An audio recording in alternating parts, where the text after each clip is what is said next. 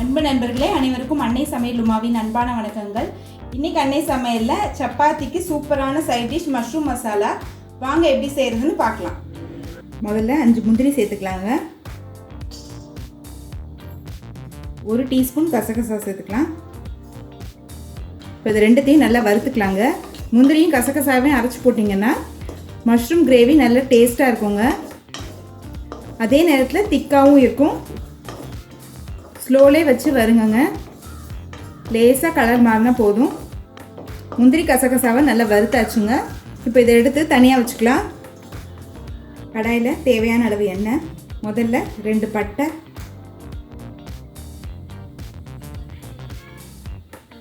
2 கிராம்பு, 1 ஏலக்காய்.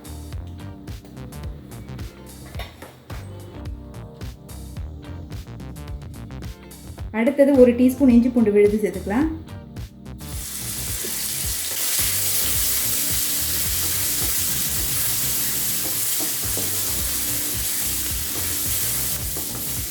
அடுத்தது 2 வெங்காயம் சேர்த்துக்கலாங்க.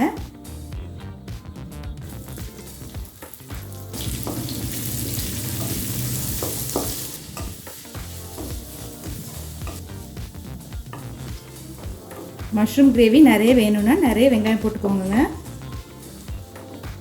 இப்போ வெங்காயம் நல்லா வதங்கிடுச்சுங்க. அடுத்தது 1 தக்காளி சேர்த்துக்கலாம்.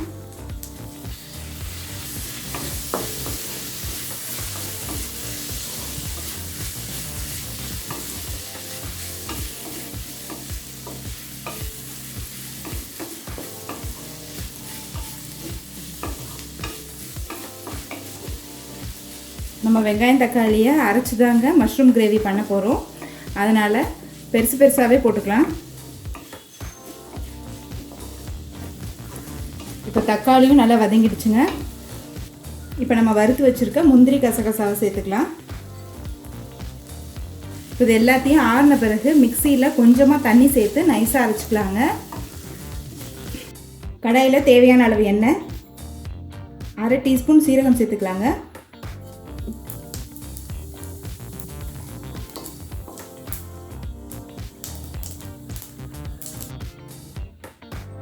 அடுத்தது அரைச்ச மசாலா விழுதை இதில் சேர்த்துக்கலாங்க.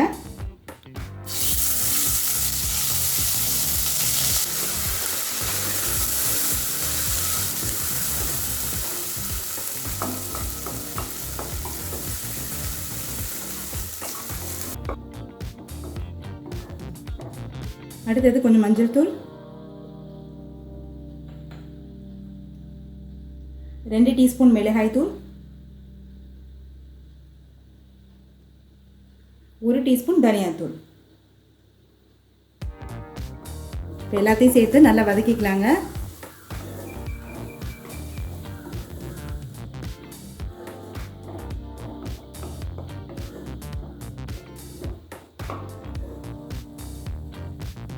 அடுத்து தேவையான அளவு உப்பு,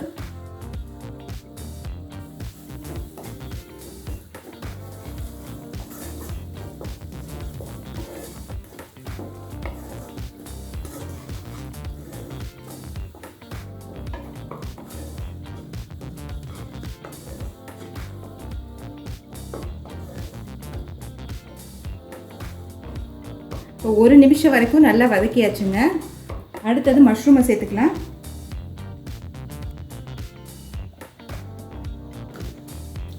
மஷ்ரூம் 200 கிராம் எடுத்துருக்கேங்க. 1 டீஸ்பூன் கரம் மசாலாவை மஷ்ரூம் கூட சேர்த்துக்கலாம். இப்போ நல்லா வதக்கிக்கலாங்க. மஷ்ரூம்குள்ளே எல்லா மசாலா போகிற வரைக்கும் நல்லா வதக்கிக்கணும்.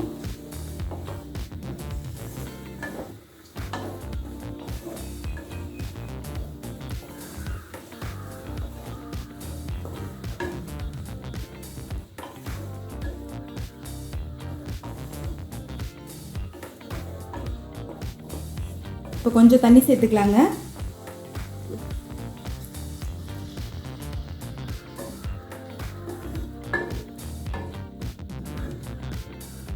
மஷ்ரூம்லேருந்தே தண்ணி வருங்க, அதனால் கொஞ்சமாக தண்ணி சேர்த்தா போதும். இப்போ மூடி போட்டு 10 நிமிஷம் ஸ்லோலே வச்சிடலாங்க. இப்போ 10 நிமிஷம் கழிச்சு பார்த்தீங்கன்னா மஷ்ரூம் பாருங்கள் நல்லா வெந்திருக்கு. மஷ்ரூம்லேருந்து பாருங்கள் எவ்வளோ தண்ணி வந்திருக்கு. இப்போ இறக்க போகிறதுக்கு முன்னாடி கொஞ்சமாக கசூரி மேத்தி சேர்த்துக்கலாம். கசூரி மேத்தி உங்ககிட்ட இல்லைன்னா நீங்கள் கொத்தமல்லி சேர்த்துக்கோங்க.